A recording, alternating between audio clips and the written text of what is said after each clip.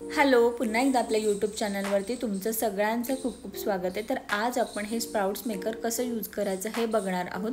एका ब्लॉगमध्ये मी फक्त तुम्हाला दाखवलं होतं हे स्प्राउट्स मेकर।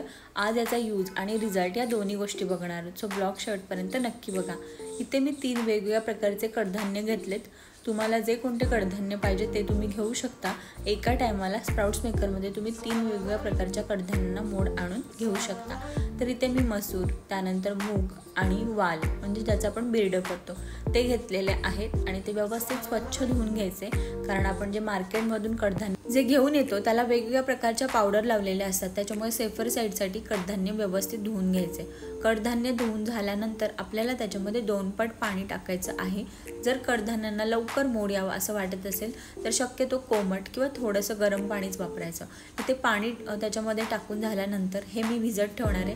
तर ही जी सगळी प्रोसेस आहे ही 3-4 वाजता मी करते, कारण संध्याकाळी जी भाजीसाठी मला मसूर लागणार आहे आणि मसूरला जास्त मोड आलं की ते जास्त गोड लागतं, त्याच्यामुळे मी मसूर संध्याकाळी वापरणार आहे। पण तुम्हाला दाखवण्यासाठी मी हे 3 वेगवेगळ्या प्रकारचे कडधान्य दाखवलेले आहेत, म्हणजे तुम्ही एका टायमाला 3 कडधान्यांना मोड आणू शकता।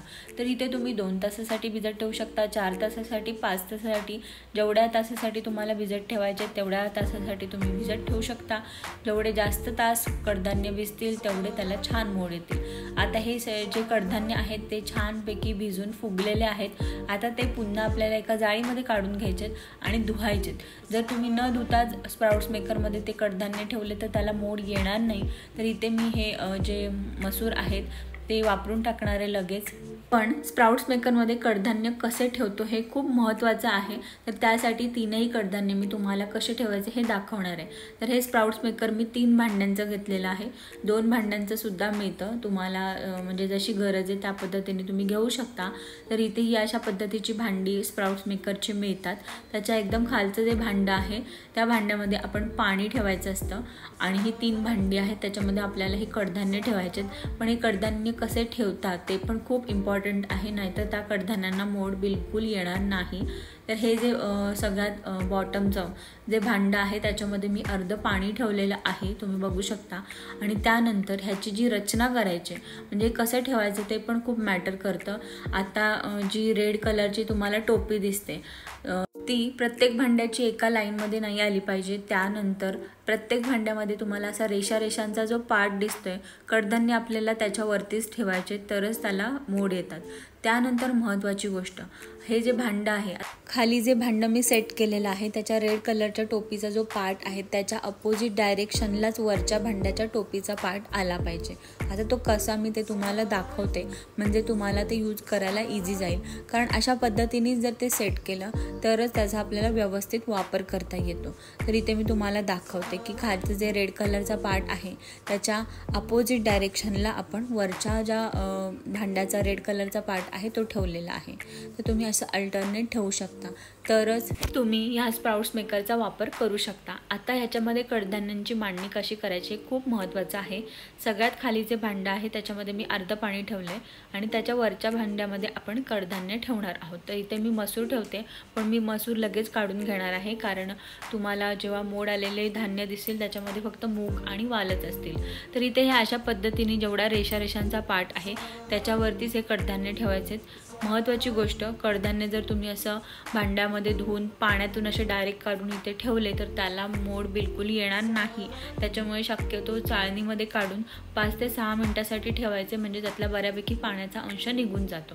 तर इथे तुम्ही बघू शकता जी रेड कलरची टोपी आहे खालच्या भांड्याची त्याच्या अपोजिट डायरेक्शनलाच वरच्या भांड्याची टोपी आहे। तर इथे मी सगळे कडधान्य अशाच पद्धतीने लावून घेते। जास्त क्वांटिटी असेल तर मोठं भांडं घ्या तुम्ही, किंवा तुम्हाला एकच कडधान्य जास्त क्वांटिटीमध्ये पाहिजे असेल तर तुम्ही 3ही भांड्यांमध्ये एकच कडधान्य ठेवू शकता। पण तुम्ही जास्त त्याच्यामध्ये भरलं तर त्याला एवढे मोड येणार नाही। तर इथे अशा पद्धतीने आपण हे सगळे कडधान्य व्यवस्थित लावून घ्यायचे। आणि जी महत्त्वाची टिप मी सांगितले की पाण्यातून काढून तुम्ही इथे कडधान्य लगेच ठेवायला गेलात तर त्याला मोड येणार नाही। त्याच्यासाठी 5 ते 6 मिनिटासाठी, म्हणजे मी पुन्हा सांगते 5 ते 6 मिनिटासाठी तरी ॲटलिस्ट एखाद्या चाळणीमध्ये काढून ठेवायचे आणि मगच स्प्राउट्स मेकरमध्ये ठेवायचे। तर अशा पद्धतीने आपण व्यवस्थित सेट केलं आहे आणि हे सेट करताना लक्षात ठेवायचं की ह्याचे झाकण वगैरे व्यवस्थित लागलेत की नाही, कारण ते सुद्धा खूप महत्त्वाचं आहे। The next day. दुसऱ्या दिवशी सकाळी 8-8:30चा हा व्हिडिओ आहे। मसूर मी रात्रीच वापरून टाकला आणि तुम्ही बघू शकता स्प्राउट्स मेकरला आतमध्ये वाफ आल्यासारखं झालंय, म्हणजे स्प्राउट्स मेकर आपण व्यवस्थित पॅक केला होता। हा किचनमध्ये दिसायला सुद्धा छान दिसतो आणि महत्त्वाचं म्हणजे फडक्यामध्ये गुंडाळून जेव्हा आपण कडधान्यांना मोड आणतो त्याच्यामुळे किचनमध्ये एक वेगळा स्मेल येतो, तो सुद्धा ह्याच्यामुळे येत नाही। आता बघूया आपण कडधान्यांना कसा मोड आलेला आहे। तर तुम्ही बघू शकता कडधान्यांना अगदी छान मोड आलाय आणि ते एकदम ड्राय असतात।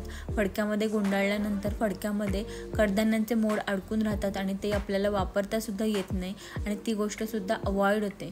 त्यानंतर वाल बघूया आपण। वालला सहसा मोड येण्यासाठी खूप वेळ लागतो, पण गरम पाण्यामध्ये आपण भिजत ठेवले तर अशा पद्धतीने त्याला सुद्धा व्यवस्थित मोड येऊ शकतो।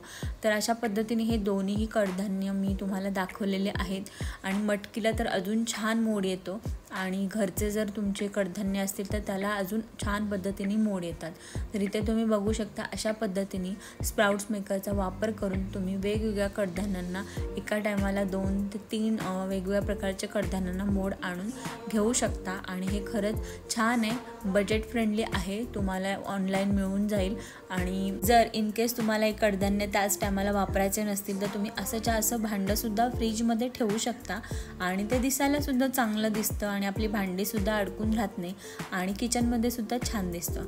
तर अशा पद्धतीने हे स्प्राउट्स मेकर कसं यूज होतं हे मी तुम्हाला दाखवलेलं आहे। आय होप तुम्हाला आजचा व्हिडिओ आवडला असेल। व्हिडिओ आवडला तर लाईक करा, शेअर करा आणि आपल्या चॅनल सबस्क्राईब करा। बाय।